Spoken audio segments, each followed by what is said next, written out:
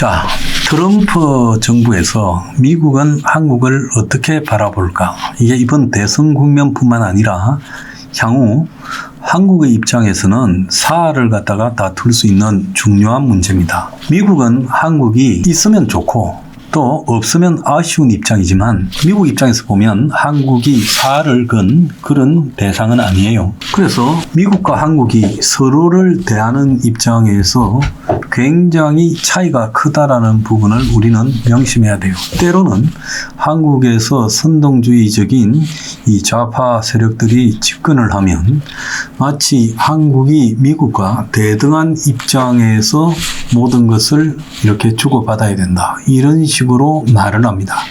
그것이 또 뭐 자주라고 이야기를 해요. 과거에 노무현 정권 때 외교부 안에 있었던 자주파 그리고 친미파 간의 논란이 그걸 상징하고 있다고 봐요. 당시 외교부에서 이 대미 라인은 미국과 좋은 관계를 유지해야 된다 하고 당시 외교부 내에서 노무현 정권의 정치 바람을 타는 쪽은 자주라면서 미국에 대해서도 할 말을 하고 선을 그을 것은 그어야 된다. 이런 입장을 가지고 있었죠.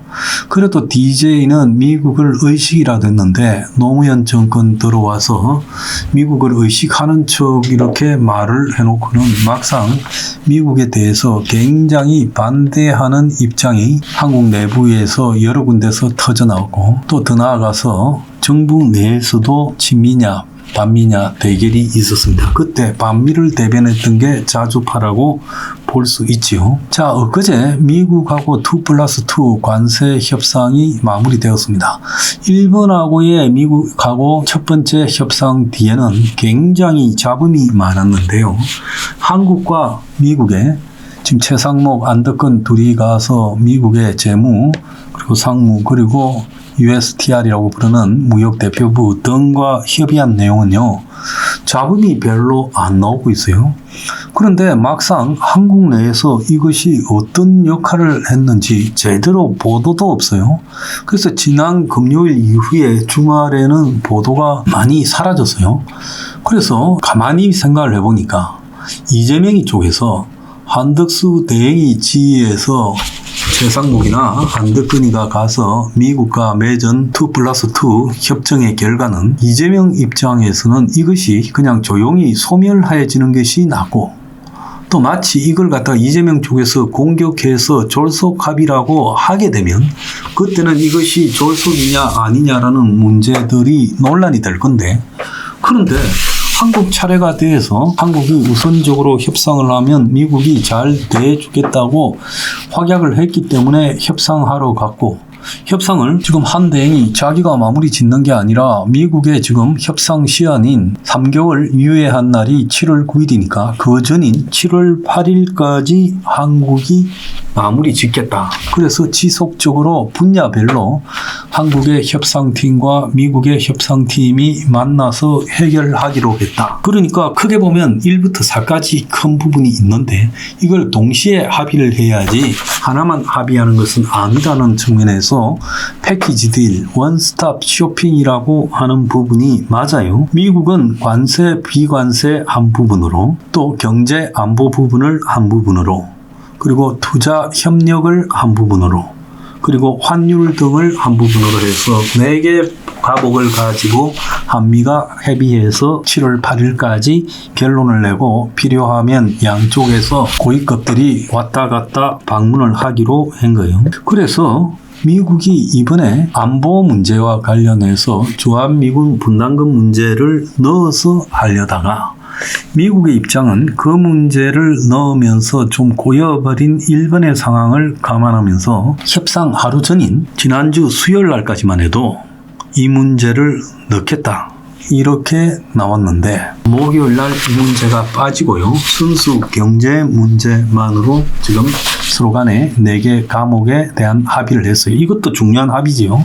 첫 번째는 패키지 딜 했다라는 게 중요한 합의고 두 번째는 4개 과목으로 나누어서 합의를 7월 8일까지 추진한다고 날짜를 박은 것도 중요하고 세 번째로는 전체의 틀은 이렇게 4개로 가고 또 아키텍처라고 해서 그걸 완성시키기 위한 이 구성은 지속적으로 4개 파트가 한미 간의 세부적 협상에 들어간다라는 세칙을 구성했어요. 이제 미국에서는 한국의 최상목이는 지금 자기가 다시 대행이 되려는 입장에서 서둘 이유가 없다라는 입장이고, 미국은 7월 8일까지 하려면 상당히 속도를 내야 된다라는 입장인데, 미국의 지금 이 모든 한국뿐만 아니라 세계와의 협상은 베센트가 정권을 쥐었어요. 특히 머스크를 내쫓아버릴 정도로 베센트가 지금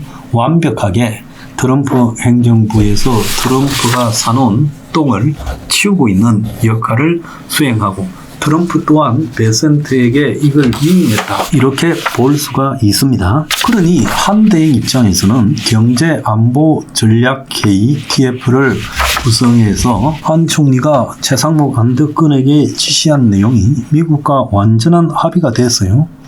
그래서 한국 측은 이 상호 관세 부분은 좀 제로로 해달라.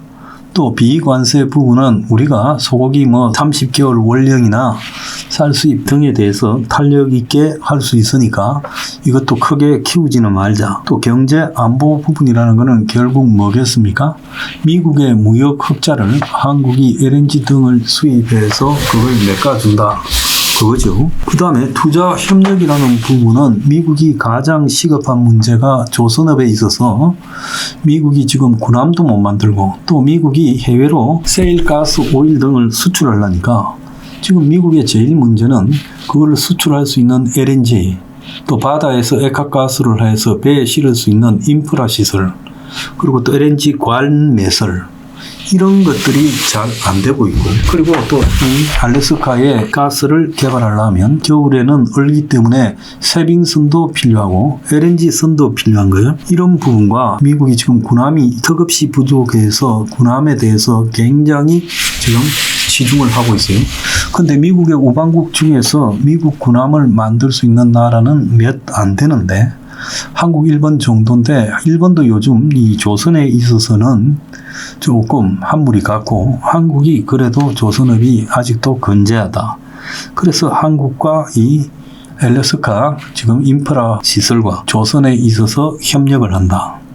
그리고 이제 한국이 상대적으로 미국의 약한 원화 가치를 유지해 왔는데, 앞으로 미국과의 협상을 통해서 원화 가치를 좀 높이고 미국의 달러 가치를 약달러로 간다, 요렇게 이제 크게 협의를 한 거예요. 그래서 이 맥락에서 지금 4월 30일 날 미국의 펠란 해군 장관이 지금 방한을 해서 한덕수 총리를 만난다. 그래서 한덕수 총리가 사임을 발표하는 것도 이 해군 장관 방한까지는 있으려고 한다. 이런 게 지금 중요하죠. 그리고 5월 15일, 16일 거리어 미국 무역대표부 대표가 방한을 해서 또 미국과 한국 간의 경제 안보, 그래서 무역 적자 부분 해소 방안을 논의하고 비관세 장벽들도 논의할 거라고 보여지고 있어요. 근데 여기에 더해서 오늘 보면 미국과 북한의 대화 재개를 대비해서 내부 논의 전문가 협의가 있었다. 그러니까 미국 트럼프 정부가 북한과의 관계 재개 가능성, 즉 관계를 언제 개선한다, 며칠날 미국 대화를 한다라는 게 아니라 그런 것에도 대비해야 되지 않겠나 해서 내부 회의와 전문가 협의를 진행하고 있다고 언론이 보도했어요. 그래서 미국의 대협정에서 북한이 우선순위가 아닌데 미국이 지금 우크라이나 문제가 골치 아픈데 해결이 잘 안 되고 있죠. 그래서 교황 상해 방문했던 트럼프와 젤렌스키가 큰 성당 가운데 앉아가지고 지금 둘이서 의자 2개 놓고 대화하는 장면이 실렸죠. 그래서 우크라이나가 잘 안 풀리고 있어요. 또 가자도 잘 안 풀리고 있어요. 그래서 트럼프가 자신의 외교 성과들이 잘 안 풀리고, 그렇게 되고 한국에서 좌파 정권이 들어서면 북한과의 미북 접촉을 시작하려고 생각을 하는 거예요. 만약에 한국에 우파 정권이 들어선다. 한덕수가 다시 대통령이 된다면 곧바로 미국은 한미 정상회담을 하면서 한국에 대해서 확고한 우방에 대한 의지를 다지겠지만은 만약에 그렇지 못하다 하면 한국에 이재명 좌파 정권이 들어섰다 하면 미국으로서는 김정은과 접촉을 하면서 한국에 대한 의존도를 낮추고 한국의 좌파 정권이 미국을 상대로 장난을 못 치게 하기 위해서 선제적으로 김정은이를 갖다가 미국이 대화를 하자고 할 가능성이 있어서 그걸 물밑 준비를 하고 있다는 거예요. 그래서 미국의 한 고위 관리는 북한에 대해서 평가 진단하면서 잠재적으로 어떻게 대응할지 방법을 찾고 있고요. 그래서 이 문제는 지금 미국의 평양 대사관 역할을 사실상 수행하고 있는 주평양 스웨덴 대사가 미국 워싱턴 DC를 방문해서 미국 관계자와 대화를 나누었다요. 아마 북한 측의 입장이 전달됐을 거라고 보고 있습니다. 그래서 미국은 지금 한국과 우선적으로 관세 협상을 굉장히 원만하게 해줬고 한국의 대선 일정을 갖다가 감안해서 7월 8일까지 해결한다고도 했어요.